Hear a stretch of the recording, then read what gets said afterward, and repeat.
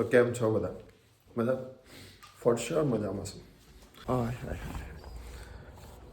શું વાતાવરણ છે જો. જય કષ્ટભંજન દેવ. હવે હનુમાન ચાલીસા કરવા માટે સૌથી પહેલાં મારે નાહવું પડે, બરાબર. અને નાહવા ધોવાનો એક જ નિયમ છે કે ભાઈ જ્યાં સુધી પરસેવો ના થાય બોડીમાં ત્યાં સુધી આપણે નાહવાનું નહીં. આઈ જસ્ટ કેમ સ્ટ્રેટ આઉટ ફ્રોમ જીમ અને આ જેકેટ બેકેટ પહેરીને હવે મારે ઇશ્યુ એ થયો છે કે ગાડીમાં સેલ નથી વાગતો. તો એ ગાડીમાં આપણા જોડે બીજી ગાડી છે અને આ ગાડીનો આપણે જોઈએ સેલ સ્ટાર્ટ થાય છે કે નથી થતો, બરાબર. અને આજનો તો મેઇન ટ્રેન્ડિંગ ટૉપિક એ છે કે સાંજે આપણે ક્યાંક જવાના છીએ અને ક્યાં જવાના છીએ એના માટે આખો એક વિડીયો જોજો કે તમારે IELTS આપવી જોઈએ કે PTE આપવી જોઈએ. આવી જ રીતે આપણે એક વ્લોગ બનાવીને કંઈક ને કંઈક ઇન્ટરનેશનલ સ્ટુડન્ટો માટે આપણે કંઈક ને કંઈક ઇન્ફોર્મેશન આપતા રહેશું. મજા આવશે. જય કષ્ટભંજન દેવ.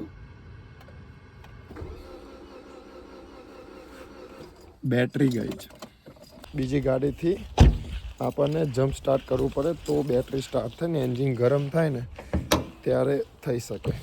લાઈફમાં છે ને આ બધી વસ્તુ નાની મોટી વસ્તુ છે, આ બધી થતી રહેતી હોય.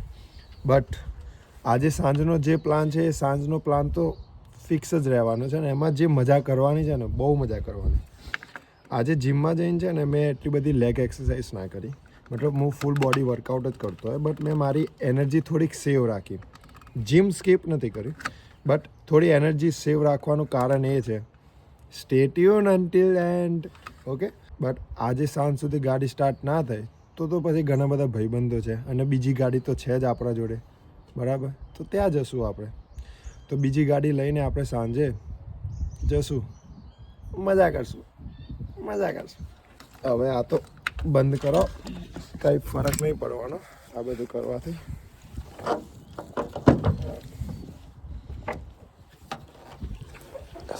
આપણને ગમે છે મિસ્ટર ગુજરાત. એટલે ચાવી રહી ગઈ અંદર. જો ગાઈસ ઓસ્ટ્રેલિયામાં છે ને આવી જ હાલત થઈ ગઈ છે. ક્યાંક ને ક્યાંક ભૂલી જ જતા હોય. જો મને લાગ્યું ગાડીમાં ચાવી હશે પણ ગાડીમાં ચાવીની જગ્યાએ મારા ખિસ્સામાં જ ચાવી હતી.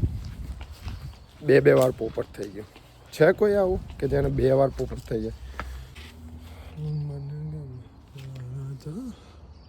જો 4 ફૂટ ટ્રક છે, 1 2 3 અને ચોથો પેલી બાજુ પડે છે ને. પૈસા જ પૈસા પડોશી જોડે, મારા જોડે નહીં. કેમ કે મારા નથી. પડોશીમાં એક ભાઈ છે, એ બિઝનેસ કરે છે. કોઈને બી ફૂડ ટ્રક લેવો હોય ઓસ્ટ્રેલિયામાં જસ્ટ DM મી. ઓકે.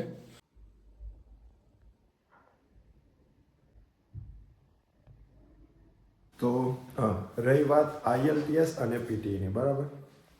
તો IELTSમાં બી અલગ અલગ પ્રકારની હોય છે. વર્ક વિઝા માટે મૂક્યું હોય તો જનરલ ટ્રેનિંગ એકેડેમિક, બટ આપણે સ્ટુડન્ટોની જ વાત કરીએ છીએ. એટલા માટે સ્ટુડન્ટો માટે છે ને PTE ઇઝી રહે કે તમે કોઈ દિવસ ઇંગ્લિશ કર્યું જ ના હોય ને તો ઓલવેઝ બેટર કે PTE જતા રહો. કેમ PTEમાં કેવું સ્કોર એક તો જલ્દી આવી જશે, બરાબર, અને ઇઝી ટુ લર્ન. IELTSમાં 4 ફોર્મેટ 4 ફોર્મેટના બહુ મગજમારી છે કે સ્પેસિફાઈડ વસ્તુ જોઈએ IELTSમાં.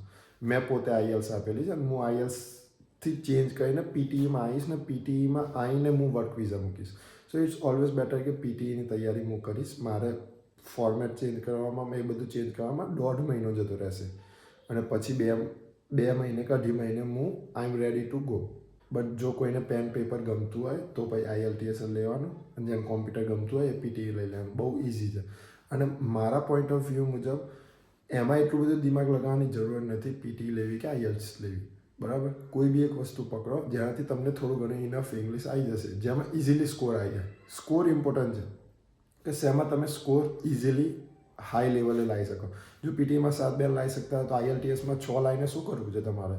શું પ્રૂવ કરવું છે? કંઈ પ્રૂવ કરવાની જરૂર નથી, બરાબર. બંને વસ્તુ વેલિડ છે. IELTS PTE આખા ઓસ્ટ્રેલિયામાં વેલિડ છે, બરાબર. અને આજે સાંજે આપણે ક્યાં જવાની છીએ કહું?